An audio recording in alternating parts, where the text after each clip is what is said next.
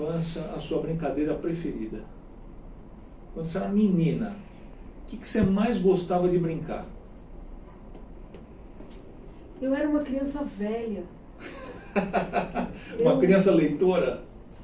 Mas nem isso, eu não era de brincar, entendeu? O que você gostava de fazer? Te dava O prazer? que chamava muita atenção das pessoas, com 1 ano e meio eu tinha uma lousinha. Minha avó me deu uma lousinha.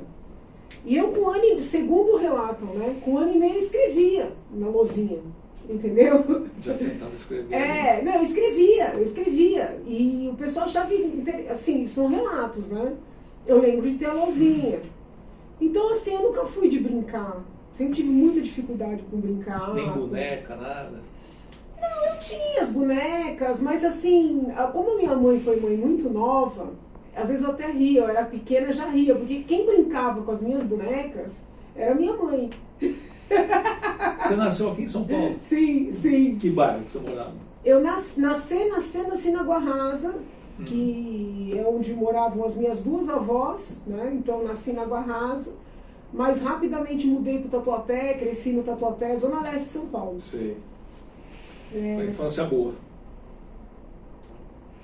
Foi, não Ou tem... sofrida? Não, eu era muito velha, entendeu? Então, assim, eu queria cuidar dos problemas, resolver os problemas da família inteira. Eu me envolvia muito com tudo. Então, eu não tive, assim, uma infância. E como é que o direito apareceu para você? Por quê? Você Meu falou, amigo, quero ir para esse lado, quero fazer direito. Era uma coisa que você sempre teve contigo ou não? Aconteceu? É assim, o meu pai sempre sonhou fazer direito. Meu pai sonhava ser delegado de polícia. E por ter sido pai muito novo, muitos filhos, muitas dificuldades, ele não pôde fazer faculdade naquele momento. Né? Tanto é que meu pai, ele se formou depois da gente. Né? Meu pai se formou depois da gente, mas no fim acabou estudando psicologia. E ele queria fazer direito para ser delegado, e ele falava muito assim pra gente, se vocês tiverem dúvidas sobre o que estudar, estudem direito. E aí ele fazia a seguinte brincadeira: quem estuda direito pode ser qualquer coisa, até advogado. Não tá tão errado. Então, assim, ele sempre bateu muito com a gente que era uma faculdade muito ampla, um curso que te prepara para muitas coisas. Então eu cresci ouvindo isso, né? Meu pai sempre estimulou muito a estudar, né? Meus pais, mesmo a minha avó, que meus avós eram pernambucanos, eu convivia muito com eles, mas sempre incentivando. Então, assim, muito embora seja uma família de origem, vamos dizer assim, simples em termos acadêmicos, intelectuais, sempre valorizaram. E aí você foi para o direito, depois que você terminou o direito, você foi advogar ou você não chegou a advogar? Opa, claro! Advogou? Oh, bastante? Anos! Que isso, legal. Criatura? Que legal. A primeira coisa que eu comprei quando eu me formei foi minha beca. Eu queria ter o gosto, e assim, tá interessante. E já foi pro criminal direto? Assim, para advogado, tô falando. Eu fui fazer estágio num escritório que era criminal. Então, na verdade, não é que eu decidi fazer criminal. Foi meio... eu sempre pensei em prestar concurso para promotora, nessa questão de buscar justiça. Mas aí eu fui fazer estágio num escritório que era criminal. Eu também estava trabalhando no departamento jurídico 11 de agosto, que seria o escritório, vamos dizer assim, o escritório que atende a população carente na Faculdade de Direito da USP. Então, assim, a advocacia, imagina, eu nunca deixei de advogar. Eu ouso dizer que comecei a advogar no 3º ano da faculdade, quando comecei o estágio e o jurídico, porque o estágio no jurídico é advogar. Você toca tudo sozinho. Com certeza. E eu só me afastei da advocacia para tomar posse aqui. E como é que surgiu a questão do acadêmico? Você tem uma atividade acadêmica forte, ser professora. Eu sempre fui muito estudiosa. De estudar, de então, buscar por exemplo, essa coisa. Quando eu... Você chegou a fez doutorado, mestrado, fiz livre docência. Livre docência. Concorri à titularidade. Você buscou esse caminho. Sim. Mas foram vidas paralelas, exato, né, que de certa forma se complementavam. Eu estou licenciada da USP, uma licença não remunerada para cumprir o mandato, mas eu sou professora da USP. E eu sou uma das poucas professoras que sempre disse em sala de aula que trabalhar é importante. Os meus colegas, eles têm, e eu não estou dizendo que eu esteja certa e eles errados, tá? Mas eles têm uma visão de que o professor deve se dedicar com exclusividade a pesquisa. Isso, que os alunos não devem fazer estágio. E assim, tinha até um diretor do direito que falava isso, eu esqueci o nome dele. O professor Mark. Que ele falava isso. Não tem que fazer estágio. O professor Mark foi meu professor de direito romano no primeiro ano da faculdade, depois prestei concurso, virou meu colega, né? Foi nosso diretor, é uma pessoa muito bem intencionada e eu respeito a visão dele, mas a gente diverge assim 100%. Porque eu entendo que a pessoa que só estuda, ela perde a concretude. Né? Ela perde. É óbvio que se você vai para uma vida profissional muito, muito assim, exaustiva, quando você coloca o dinheiro acima de tudo, fica difícil, né, desenvolver esse outro lado. Mas eu entendo que estudar, né, ter uma vida acadêmica e conciliar com a vida profissional, entre aspas, é algo que enriquece os dois lados. E você tem uma trajetória interessante, Janaína, porque assim, você estava no universo jurídico, acadêmico, vamos dizer assim, advocatício e acadêmico, Sim. E de repente as portas da política, vamos dizer assim, entre aspas, né, sem que você pedisse, surgiu aquela questão do impeachment e tudo e tal. Sim. Quer dizer, você entrou por esse caminho aí, Sim. buscando, eu imagino, e gostaria de ver se é isso mesmo, que você não tinha uma intenção política, ou você tinha, quando você pensou Não, uma intenção no pedido, política partidária, jamais. assim, vou entrar com isso aqui. Não, jamais. O que eu sempre tive foi uma vida política, no sentido de participativa. Tá. Então, assim, cidadania. Sim. Então, por exemplo, se tinha um trabalho de conscientização da população sobre a dengue, né, eu participava. Mas isso desde pequenininha. Entendeu? Eu sempre organizei essas ações. Mais uma participação política. Então eu entendo que isso é ser político. Né, no sentido... como é que aquele negócio todo chegou para você? O que exatamente? Por exemplo, a questão do impeachment. Porque tinha lá Hélio Bicudo, Miguel verdade, Reale. Como é que isso chegou até você? Na verdade, eu que levei até eles, Eu inventei, eu criei, eu levantei, entendeu? E foi atrás deles. E fui atrás de pessoas que pudessem me apoiar nessa empreitada. Porque eu entendia que algo precisava ser feito. Naquele momento, eu entendia que teria que ser alguém mais sênior, alguém mais, né? Eu não conseguia ver que eu poderia ser a pessoa legitimada tanto. Tanto é que quando eu levei a peça para o Dr. Hélio Bicudo apreciar... Ele foi o primeiro, assim, fora, que você buscou fora? Não, o Dr. Hélio foi o último. Porque eu bati em tantas portas antes do Dr. Hélio aceitar. Ninguém queria encampar o negócio. As pessoas liam, concordavam, me elogiavam, dizia que estava certo. Mas na hora de pôr o nome, elas não queriam. Por uma série de razões. Eu ouvi de tudo. Eu ouvi, olha, não quero envolver meu escritório. Não quero prejudicar minha carreira acadêmica. Eu vou prestar concurso daqui a algum tempo e não posso assinar isso com você. Ou eu tenho um sócio. Ouvi até assim, minha mulher não quer, minha família, não vou me indispor com a minha família. Porque todo mundo tem um petista na família, né? Eu tenho vários. Sim, entendeu? Todas as famílias são iguais, né? São multifacetadas, são plurais. Eu acho isso bom. Tem bolsonarista também nas famílias. Bolsonaristas, petistas, tantos outros istas, né? Mas eu ouvi de gente dizendo assim, não vou me indispor com o irmão que é petista, não quero. A primeira pessoa que efetivamente decidiu abraçar essa empreitada comigo, que leu, foi o Dr. Hélio. Ele não só disse, olha, tá certo, ele disse, vamos fazer, entendeu? Então foi um caminho inverso, não é que chegou para mim. E ele é que colocou o Miguel Reale junto? Não. Você também foi atrás do Miguel? Eu já tinha chamado o professor Miguel. Porque o professor Miguel foi meu orientador no doutoramento. E depois foi meu colega de departamento, né? Porque eu sou professora livre-docente e ele é professor titular. Então a primeira pessoa que eu chamei para entrar junto comigo foi o professor Miguel. Entendeu? Só que o professor Miguel, ele tinha uma visão de que não cabia impeachment. Se o senhor fizer uma pesquisa, o senhor vai encontrar um texto dele no Estadão e no jornal do advogado dizendo que não cabia impeachment. Né? O que fez ele mudar de ideia? Eu acredito que depois que nós apresentamos E houve, aquela nossa peça, não sei se o senhor vai recordar, ela foi transformada num abaixo-assinado popular. Imediatamente, vários deputados de vários partidos se reuniram, fizeram uma frente pro impeachment e pegaram a peça e transformaram num abaixo-assinado. Isso foi disponibilizado para o grande público e muito rapidamente,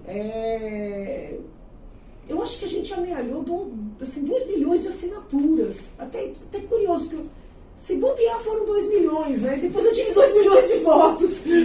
Eu sei que é difícil perguntar uma coisa dessa numa entrevista tão curta, né? Mas vou te colocar um desafio. Nós estamos agora em 2022, tudo começou em 2015. Então estamos aí com 7 anos. Sim, foi 2015, é verdade. Que balanço você faz? Quer dizer, como é que foi essa experiência? Me conta um pouquinho, como é que você olha para o passado e vê isso que aconteceu?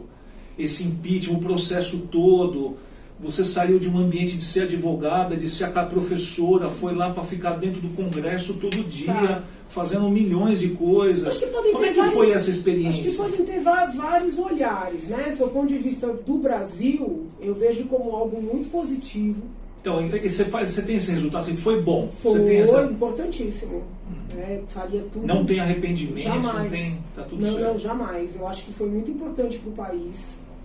É importante o jovem entender, né, que existe uma Constituição, que existem instrumentos democráticos, né, jurídicos e democráticos, para que nós tomemos providências. Isso é muito importante. Porque em nenhum momento, assim, depois, agora, né, passado o tempo, você falou, puxa, acho que no fim das contas, acho que ela era inocente. Não acho. Eu respeito quem tem essa opinião, eu sou democrática, mas não era. Não é a minha, mas muita gente fala isso. A situação foi muito sistêmica, entendeu? E a denúncia... Mas aquela coisa de que ela fez, o que outros já fizeram antes... Não, é porque as pessoas se apegam muito à questão fiscal, exclusivamente. Mas, na verdade, o fiscal foi para encobrir todo o resto. E tudo isso estava muito bem narrado na denúncia, entendeu? É que o ex-presidente da Câmara, o Cunha, ele circunscreveu uma parte da acusação para tirar o foco do Petrolão, porque... Ele estava envolvido. Sim! Então, assim, e eu expus isso no Congresso, eu fiz questão de deixar isso muito claro. Então, assim, não tem nenhum tipo de arrependimento, pelo contrário. E esse contato teu com o mundo político, com os políticos, com o deputado, com o senador, o que ficou para você de marca, de experiência? Eu tenho muitas críticas ao sistema eleitoral. Eu entendo que ele é muito falho. Eu entendo que ele dificulta pessoas a entrarem nesse mundo, dificulta pessoas que queiram fazer as coisas corretamente a entrarem. É muito poder e muito dinheiro na mão de donos de partidos. E eles usam esse poder e esse dinheiro, entendeu? Para escolher em quem o povo vai votar. No fim das contas. Então, assim, independentemente de... É tão duro, porque quando a gente está numa posição política, é difícil a pessoa que está assistindo, vamos dizer assim, separar as coisas, entendeu? Mas antes de tudo, eu sou uma pesquisadora. Eu estou aqui, vamos dizer assim, quase que num trabalho de campo, sabe? Isso aqui vale muito mais do que um doutoramento, um pós-doc, em termos de aprendizado. Mas quem olha o que aconteceu, por exemplo, com o Sérgio Moro, né, talvez consiga compreender o que eu estou dizendo. Não estou aqui dizendo, nem falando a favor nem contra ele, sim, nem a favor nem contra... Analisando cientificamente, digamos. Quando ele é pinçado do Podemos e levado para o União Brasil, não sei se a culpa é mais dele, se é mais... Eu não sei. Mas este movimento, pelo menos até o momento, foi um movimento de anulação dele como potencial político. Você consegue entender? Sim, claro. E ele foi completamente anulado. E como ele fez isso no último dia do prazo... Porque do Podemos ele podia até não ser eleito, mas ele seria... Ele teria o poder, pelo menos foi o que eu avaliei, né, nas reuniões que fiz, tudo. Mas assim, ele teria o poder de decidir candidatar-se a presidente, eventualmente compor com alguém sendo vice, sair a senador no Paraná. Ele tinha plena liberdade ali. De repente ele se coloca numa condição em que ele está na mão do deputado Luciano Bivar. E veja que eu não estou com isso desmerecendo nem A nem B. Está analisando. Mas acabou. Entendeu? Um movimento, na véspera do último dia do prazo, aniquilou um potencial político. Goste-se ou não, é fato. O homem tinha 11%. E certamente foi feito de maneira deliberada. Não foi sem Eu querer. não sei por quem, eu não sei a pedido, a mando de quem, mas o que é importante é o seguinte: eu vejo todo dia as redes dele, pessoas me escrevem que queriam que ele fosse o candidato. Não vou entrar no mérito. O que eu quero dizer é o seguinte: tem um grupo da população que gostaria de votar nele. E não vai conseguir. Pode ser que em outubro, sei lá, em setembro, ele, poxa vida, queria poder me candidatar. Ele não pode mais. Porque ele depende do dono do partido, entende?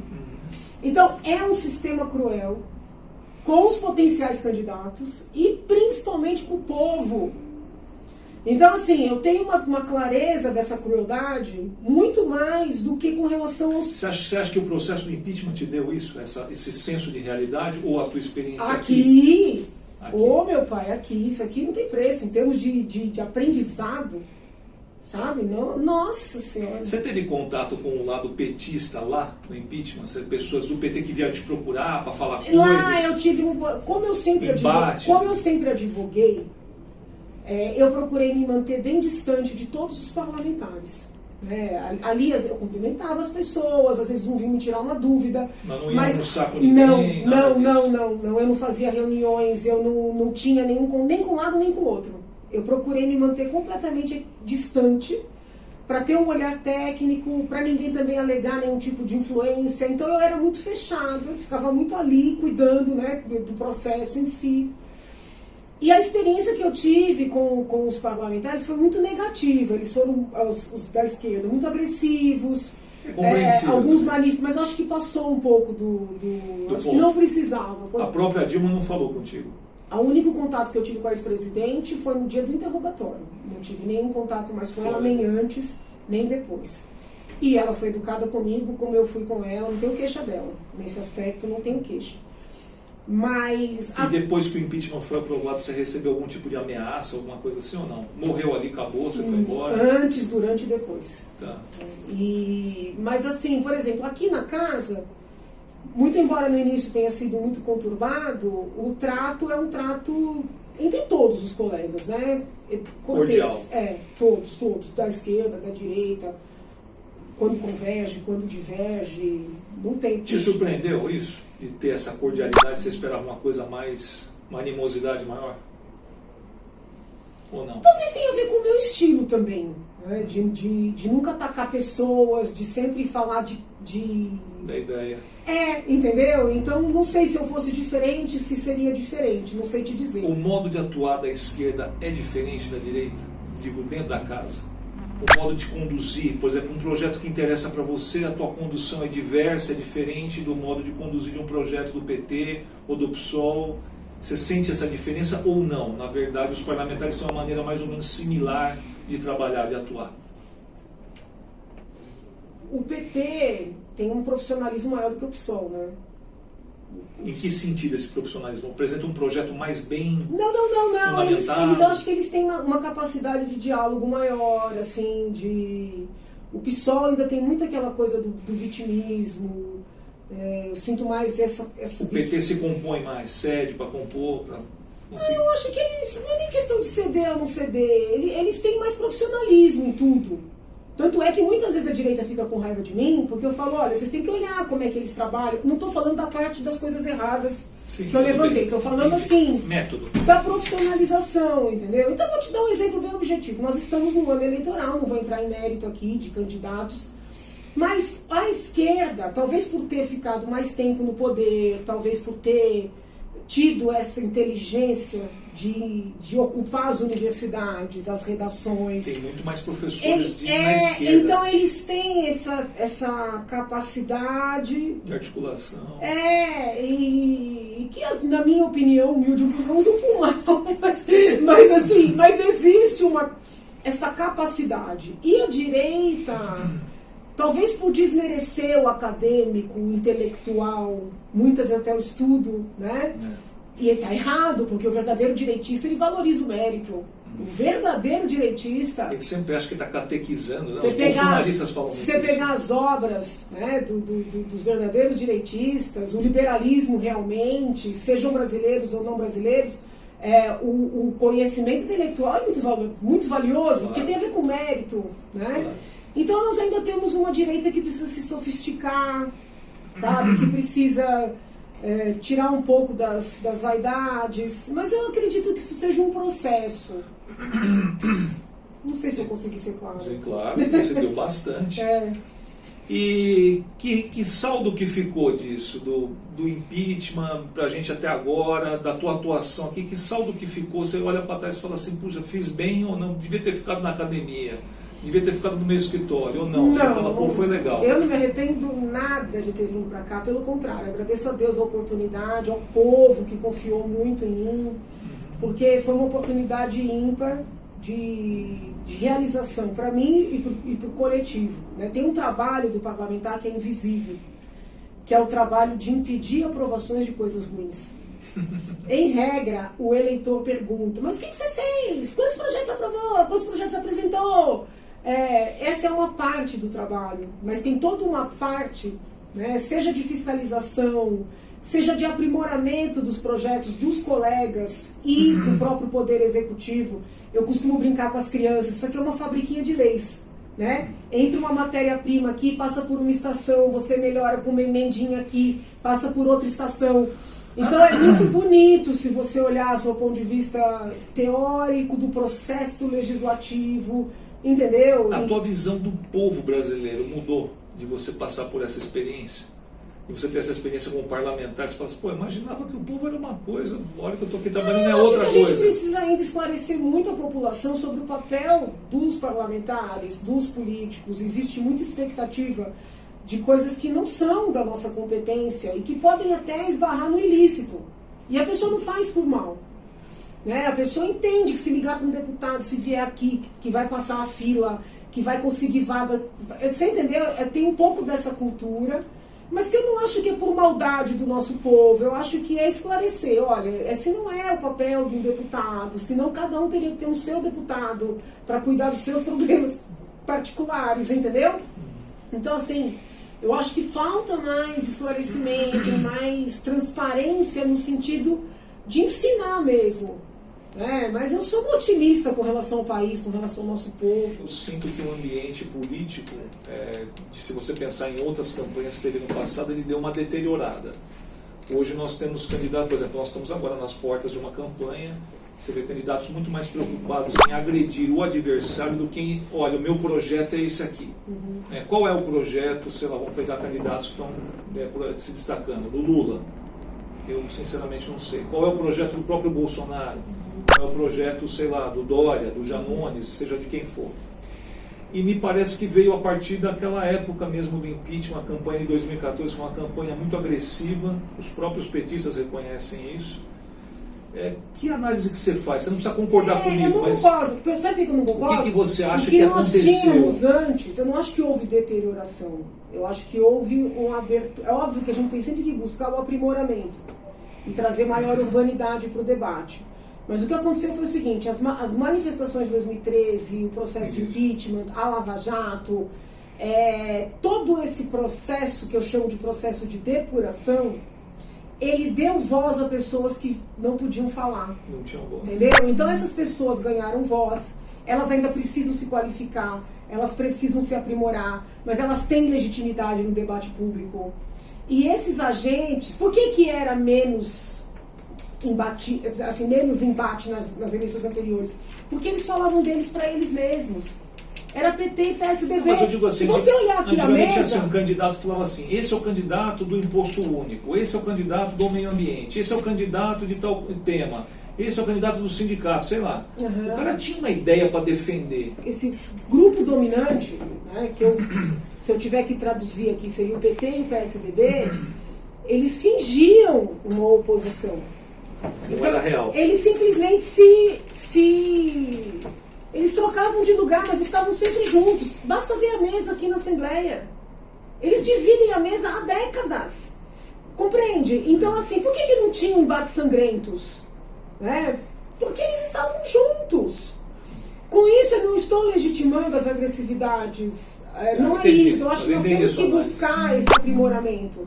Eu faço isso em sala de aula há anos. Olha, gente, a gente pode fazer uma crítica de maneira cortês, né? A gente pode evitar adjetivos depreciativos. Isso é importante até no âmbito familiar. Né? Você tem como conversar com o irmão, divergir de uma maneira polida, entendeu? Sem ofendê-lo. Sem perder as estribeiras. Isso, então isso é um treino pra gente, pro próximo. Agora, é necessário reconhecer, eles perderam o monopólio, que era um monopólio disfarçado de embate, entendeu? Já que você tocou nesse ponto, qual a análise que você faz do Bolsonaro como não precisa na questão de concordar ou discordar, como um fenômeno político? Ele é fruto simplesmente de uma grande, como diz o Ciro Gomes que fala, o povo está chateado, por isso que elegeu o Bolsonaro. É só isso mesmo? Não. Ele é um cacareco ou não? Eu acho que a gente precisa reconhecer as qualidades, as características, né? Então, assim, existe algo no Lula e também no Bolsonaro, né? Talvez hoje mais no Bolsonaro, que falta nos demais, que é o cidadão olhar e se sentir representado. Então, assim... Um carisma, digamos. Existe essa coisa, essa simplicidade, essa proximidade, esse ser parecido com alguém que tem um tio, um parente próximo, entendeu? Então, assim, a gente não pode desmerecer esse sentimento. Né? Elitizar de uma maneira que, não, porque o povo está chateado, porque o povo... É um olhar elitista, não deixa de ser, né? Entendeu? Então, ele tem uma representatividade. Eles têm algo, eu falo dos dois aqui, você vê que eu não estou ideologizando. Eles têm algo que de alguma maneira toca o coração da população, sabe? E aí os demais têm que entender o que falta neles. Aproveitando o gancho, qual que é o teu palpite para outubro de 2022? Vamos aguardar os desígnios.